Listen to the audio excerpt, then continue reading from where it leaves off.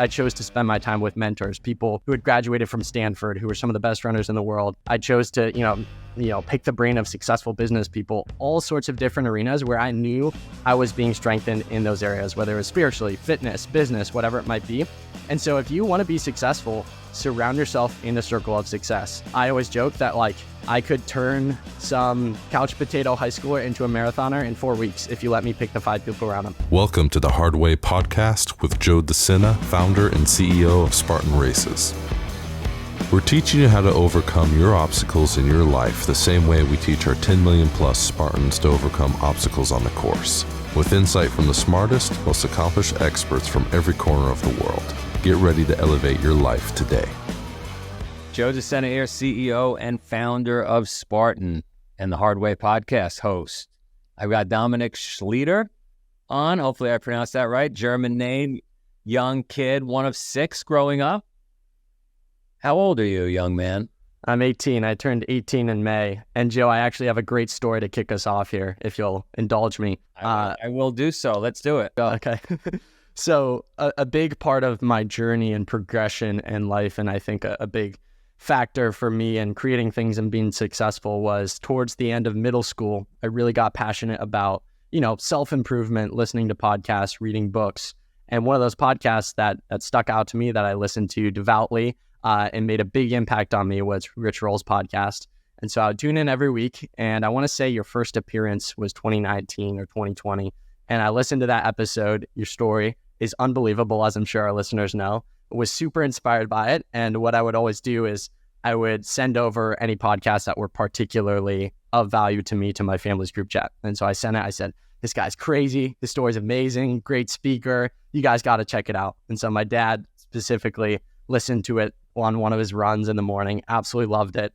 And I remember a month later, I did something to annoy him, and he joked, he threatened me, which is a little strong word. He threatened me. He's like, I'm going to send you to Joe's camp if you don't shapen up. So the Schlueter family is a big fan of you, I would say, because of that one podcast. And I laugh that I'm now on the podcast of the guy whose farm I got threatened to be sent to. Well, you got to tell him that the story is not over. This summer, late June, I want you and all your listeners to come to the farm on me. You're coming to the farm, and I'm going to put you through a little death race appetizer. You don't have to do the whole thing, but I'm just going to give you guys a taste, because there's nothing more exciting for me than taking young people, young men and women, and helping them get, go through that rite of passage. So I know you've run, I know you've done hard things, but I'm going to absolutely torture you and your friends. But I'll do it in a way where you can get through to the other side. It will be an eye-opening, life-changing experience, I promise, and it's on me. So go out to your guests, your next podcast, and let them know that Joe has demanded they come to the farm. Let's do it, man. I would actually love to see it, and I think we could create a lot of cool content around it with specifically, so my podcast, the whole concept is bringing storytelling to the sport of running. So with the NBA or the NFL, you turn on a game and you know all the big time players, you know all the big storylines, but you turn on a track meet and you don't quite know that. So most of my podcasts are running focused with some of the best runners in the world. I mean, people who have run, for instance, yesterday I had a guy on, he's the Spanish record holder in the mile, and he ran 3:47, just unfathomable times. And I would love to take someone like that and see what you would do with them, because running does make you tough. But Joe, some of the things I've heard you talk about on your podcast, I laugh at the one story you shared on Joe Rogan right out of COVID, when you had your friends send their kids to your home, and the funny text that came out of it. I'm like, man, this would be so good for me to do, but it would be hell. And that's why I really want to do it, because that's how you get better, right? You put yourself in uncomfortable situations. That's how you grow ultimately. And so I'm fully down, but I'm also would love to bring, some of the best runners in the world and see what you could do with them. Yeah, it's not even just bring me the best runners, but also bring other folks that have never done anything before, because I've met enough people that have embarked on one of our crazy journeys, whether a Spartan, a Tough Mudder, whatever it may be, and that sparks some giant change in their life. So it could be ideally a couch potato. Just bring me anybody, but let's focus on you for a second. 18 years old. I have 4 children. People listening have children. how do we get our children to become you? I love that at 18. So tell me the story. You 6 brothers and sisters? Yeah. I'm the youngest of 6 kids, and I'll give you kind of the short story that kind of unlocks many pieces that we can dive into. So the youngest of 6 kids, I was born in Erie, Pennsylvania, and for those that don't know, Erie is one of the top cities in the country that gets the most snowfall. And so my parents were like, we got to keep our kids active, right? And so they would wake us up at 6 a.m. 3 times a week and take us to the YMCA, so the local gym, and we'd run for 30 minutes around the upstairs track, 20 laps to a mile, so it was kind of brutal mentally. And I quickly found out that I was better than my 3 older sisters, and my 2 brothers egged that on. They were like, see how many times you can lap them. And for the first time in my life, I was better than my sisters at something. So I love that. That's kind of where the passion and drive came from. I was like, oh, I'm good at this thing. Let's continue to explore it. So throughout the years, ran competitive cross country. And then ultimately in 7th grade is when I thought, hey, I'm good at this sport, but I'm not quite putting in all the time and effort I could to actually see how far I can go within it. And so I started going to the library, checking out all sorts of books. As I mentioned to start this episode, started listening to podcasts with people like yourself, Rich Roll's podcast, all sorts of different podcasts, and just really earnestly seeking to not just grow in the sport of running, but also as a human being and just figure out, how do I maximize my life? And so that's when the next year I won my city championship for cross country. It was a 2-mile race. I won it. And that's when the thought first occurred of like, how many other kids are out there who are like me, who want to be good at one thing, specifically running, but there aren't quite the resources out there. And so that's when I had the concept of starting something like a podcast, because I had context within the sport of people who had already helped me. And so it took me 2.5 years to actually act on that thought. I started the podcast going into my sophomore year of high school in 2020. And again, the first 2 years, released episodes. Listening back now, I cringe at them. 1, because I wasn't that good, and 2, because I hadn't fully gone through puberty. So my voice, I just can't stand listening to myself. So some funny notes there. But yeah, first 2 years, inconsistent with it. And then I kind of had the same thought with the podcast as I had with running in 7th grade. You're doing it, but you're not maximizing it. You're not going all in with it. And so that's when I had the conversation with myself. Okay, how do you actually get the most out of the podcast? That looked like getting on social media. That looked like releasing episodes weekly. And that kind of transferred over to getting more serious every week, every month. Progress can be addicting, and it certainly was for me. And so last year I was applying to colleges, really wanted to get into Stanford, Notre Dame. But with that, the podcast started to grow, and to the point where to this day, we release a new episode every other day. And I love the saying, if you want different, work different. And so with all that I do, I'm trying to, release as much content as possible that's inspiring. And my big goal and mission at the core of all of this is I want to help people turn their what ifs into realities, right? As human beings, we all have these what ifs. What if I start a podcast? What if I go all in on my fitness? What if I, create a business? But very few human beings actually act on that. And I love the saying, most successful people aren't talented, smart, or lucky. They just acted while everyone else talked themselves out of it. And so for me, through the inspiring stories of my guests, I want to inspire my audience to turn their what ifs into realities. So 2023, I decided to go all in on it and had the thought, I could probably take a gap year. And so I grew up in Ohio, was born in Pennsylvania, but moved to Ohio, lived there from ages 7 to 18. The week I graduated high school, moved down to Austin, Texas. That was the place I thought I could develop the company the most.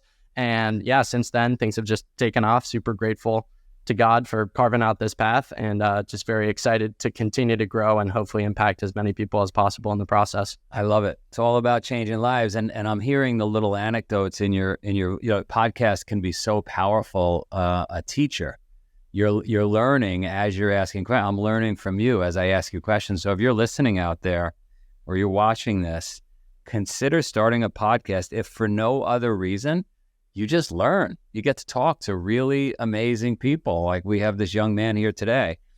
What are some, let's get into 3, 5, 7 things that you have learned. My saying for action, by the way, is fire, ready, aim. Because if we just sit around, right, and we get ready and we aim, we may never actually pull the trigger. So fire first and then adjust on the way.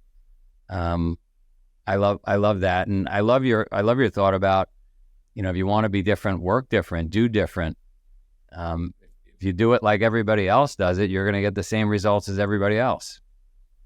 Right. Yeah, I love that. Yeah, some things off the top of my head that I've learned. And before I actually get into that, I would highly encourage a listener to start their own podcast. I mean, I've had over 300 conversations at this point. And Joe, I'm sure you feel the same way. It's an excuse to have really thoughtful conversations with very successful people. And for me, almost everyone on my podcast is way more successful than myself or has gone through just incredible experiences, and I'm able to glean insights from that. And so if nothing else, even if you start like a private podcast, it's an awesome opportunity to go deep into the weeds. I've also heard a concept of start a podcast with your close friends without recording it and basically sit down and have a thoughtful conversation for an hour. Because if you don't frame it in the way of a podcast, people are like, no, that's weird. I don't want to talk deeply and insightfully. But the minute you hit the record button or virtual record button, people open up in a different way. But some lessons I've learned from the podcast, I think one core lesson I've learned about, becoming successful is that consistency aspect. And I see it in the most successful business leaders, the most successful runners. Consistency won't guarantee success, but it will almost guarantee some sort of progress. And inconsistency almost guarantees failure. If you want to get good at running, you got to do it almost every single day. If you want to grow your business, you have to devote time to it every single day. Another concept I think is the people I've interviewed have this just innate self-belief in themselves where they just have these big dreams and they acknowledge that they might not reach them, but they're going to do everything in their power through the process to achieve that. And it's who they become in that process that's ultimately the goal for them. And then a third one off the top of my head that I have been chewing on a lot recently. And I honestly, Joe, I think in my opinion, it is the biggest predictor of success. And I think from a parent, if they want to get their kids to be successful, I think this is the biggest takeaway. Who you surround yourself with is the biggest game changer, for better or for worse. There's the saying we're the average of the 5 people we spend the most time with. I love that saying, and recent studies have shown it's actually worse than that. It's actually, we will resort to the lowest common denominator of the person in our friend group. So if we have someone on our team who's like slacking, who's trying to do less work than everybody else, in our mind, we justify it because we're like, Jimmy over there is doing less. I can do less too, right? And so I think with every successful person I've interviewed, every runner, they've been incredibly meticulous. I think that's the word, meticulous, about who they let in their life, who they let in their thoughts, who they share their big dreams with. And it's only people who are going to support them along that way. And so for me and my journey in high school, I didn't really have any friends who were other high schoolers. And a lot of people are like, oh, that's weird. What were you thinking? Instead, I chose to spend my time with mentors, people who had graduated from Stanford, who were some of the best runners in the world. I chose to, pick the brain of successful business people, all sorts of different arenas where I knew I was being strengthened in those areas, whether it was spiritually, fitness, business, whatever it might be. And so if you want to be successful, surround yourself in a circle of success. I always joke that I could turn some couch potato high schooler into a marathoner in 4 weeks if you let me pick the 5 people around him.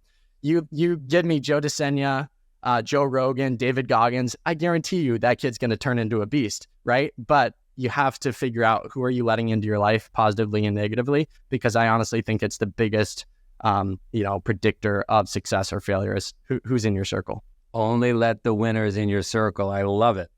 Show me your friends and I'll show you your future. I think it's as simple as that. I agree. So you think this is your business? This is it now? You had a chance potentially to go to Stanford and you're going to be the next Joe Rogan? No, I don't quite think so. I very much feel the concept of seasons of life. And I think God puts certain lessons and people in your life to prepare you for the next season. And it's senior year of high school feels like ages ago, even though it was only 5-6 months ago. But this season of my life is certainly dedicated and focused to growing out the running effect and growing out the podcast and the social media channels. But as I think about and pray about 2024, I'm not saying I'm going to completely pivot and shift, but there are certainly things I'll add on. And Joe, I joke, I don't want to have kids and be 40 years old and just have a podcast about bringing storytelling to the sport of running. That seems shallow to me. And so for me, I'm very passionate about, a younger age demographic, 14 to 25. I think people get on a path during those years and they stick on that path for the rest of their life. Obviously, there are examples of change, but I really want to create things that inspire, impact, motivate that age range. And so the question for me is, what content, what resources, what companies can I create to produce the most meaningful change in that age group? And so present day, I'm fully focused on building out the running effect, but in my mind, I'm also figuring out, okay, where do I want to be 3 years from now, 5 years from now? What are things I want to create outside of a very shallow endeavor, which is running? running will always be a part of something that I do. I want to run with my great grandkids one day, but that doesn't mean I have to have a podcast and social media channels promoting the sport. So fully where my feet are, focused on growing out the company, the podcast, et cetera, et cetera. But for sure, I think in the coming years, you'll see me pivot into more vague, for lack of a better word, more things that cover all of life, not just like one specific area like running. I love it. I love it. You gonna write a book? One day. I love this saying, and it's true, like you're writing your memoir every single day, right? Another really good frame of mind, I think, for intentional living is people will tell stories about you at your funeral one day. What story are you writing today? And so for me, I don't know. I love like the saying, you hold the pen that writes your story. And it's true. Like through our actions every day, we are writing our obituary, right? And so for me, I like to live as if I'm going to write a book. I'm not sure if it'll ever come to fruition. I certainly have a lot more I want to achieve and accomplish before I set out to write a book. But I certainly like the idea of living a life that impacts millions of lives and then writing some sort of memoir about how I did it, the lessons I learned. But then another book idea, Joe, is, again, like there's so many good people out there and resources out there, but I don't think it's tailored enough to a younger audience. And so I would love one day to write a book that is just like strictly the principles you talk about, the principles Rogan talks about, the principles, James Clear would name the really good artist, impactful, writer, whatever it might be, but taking those lessons and directly applying them to that age group. I remember in high school, I lived about a mile from the high school I ran for. And I joked that every day I would run from my house to practice, run out of practice, and then run back home. And I remember, saying that mile to the school was my dose of reality every day. And what I meant by that is I would pass kids who were coming out of school. They either had their headphones in, their hoods up. Over the 4 years, I could probably count on 1-2 hands how many people were smiling, interacting with each other. I think high schoolers are struggling at a massive rate. I think the statistics back it up. It truly breaks my heart when I see, the rates of suicide go up, loneliness, depression. And I just think it's an age group that needs a lot of help and support. And I also think there are a lot of kids out there who are in a good spot, but they want to take their life to the next level. And that's why they listen to your podcast or my podcast or Rich Roll, and they don't quite know where to start. And so I want to create tools and resources for that age group. And that's a book that I've been thinking about potentially writing, just like a book that's very specifically tailored to that age group, because I think we're in need of it. What age group listens to you? Yeah, so I think if you look on the Spotify, audience demographic, I think a little over 50% of our listeners are age 0 to 22. So not sure how many 1-year-olds listen, Joe. So I'd assume, maybe 13 to 22. So it's definitely a younger audience. And I'm not quite sure. I definitely have on high schoolers and really accomplished younger individuals, but I'm sure a lot of that is just my age. People relate to it more. I'm not sure. But yeah, I have a pretty young audience. Shoot me an email when we're done, joe@spartan.com. And anybody could have my email. It's fine. Anybody should shoot me an email. Keep it short. The reason, Dom, is I'm really excited about changing our country and having some sort of a rite of passage. Getting folks, imagine that senior year in high school, doing some sort of quasi-military, leveling up, learning the trades. So I want to talk to more young kids. The young kids that we get over the last 20 years of doing that, the young kids that come in, they tend to be more like you. They tend to have done hard things at a young age. They work out in their own mind, their own issues. They're less depressed. So the more of those 0 to 22-year-olds that you can get in the race, it's on me. It's on us. No charge. So I want to figure out, Dom, with you and anybody listening in that age group, how do we inspire those young kids to just come out and get to meet themselves, get to find out what they're capable of? There's something really magical about obstacles. Running's great. Swimming's great. Cycling's great. There is something about big man-made obstacles that are hard to do in between the running and the swimming that unlocks something. And it's been 10 million people, and I've had enough. So let's you and I work on getting those young kids to the races on me No char. We'll call them Doms. They used to call them Jerry's kids. It's Dom's kids now. I love it. I love it. And Joe, I mean, one of the most interesting aspects of your story that I'm sure a lot of your listeners know is, you were a hustler in high school. You started that whole pool business. You developed it into something big. And I think in today's society, you can get away, and I might offend a lot of people here, but I'll say it anyways because I do believe it. You can get away with being incredibly soft and going through life without doing hard things. And, going to school every day and then coming back and playing video games for 4 hours and not moving your body in any way or pushing yourself in any way. There's this great quote I came across a few months ago that I think it hits the nail on the head. And the quote was, "You are only as mentally tough as your life demands you to be.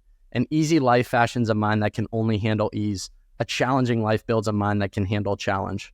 Like a muscle that atrophies without use, mental strength fades unless it is tested." Here's the key point. When life doesn't challenge you, challenge yourself.